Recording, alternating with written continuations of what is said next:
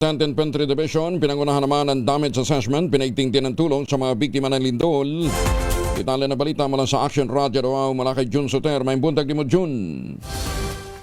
Mayong buntag usab, Kuyang Angel. Pinangunahan ni Major General Alvin Luzon, na commander ng 10th Infantry Aguila Division, ang isinagawang Aerial Rapid Damage Assessment and Needs Analysis sa mga lugar na matinding napiktuhan ng lindol sa Jose Abad Santos at Balot Island sa Davao Occidental kahapon Hunyo 9. Kasama sa assessment ang mga kinatawan mula sa Office of Civil Defense, Department of Social Welfare and Development Provincial Disaster Risk Reduction and Management Office ng Davao Occidental at mga lokal na pamahalaan upang masuri ang lawak ng pinsala at pangailangan ng mga apektadong komunidad.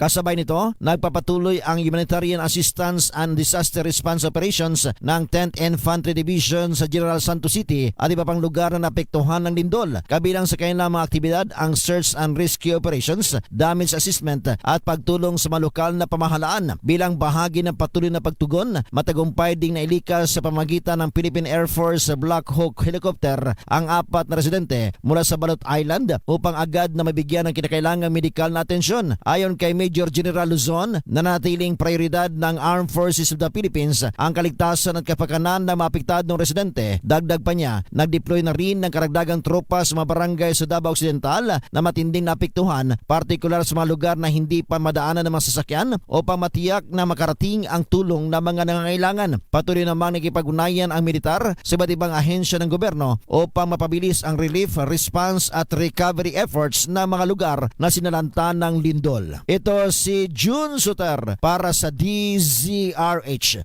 Una sa Pilipinas, una sa Pilipino. Dagan salamat, Jun Soter.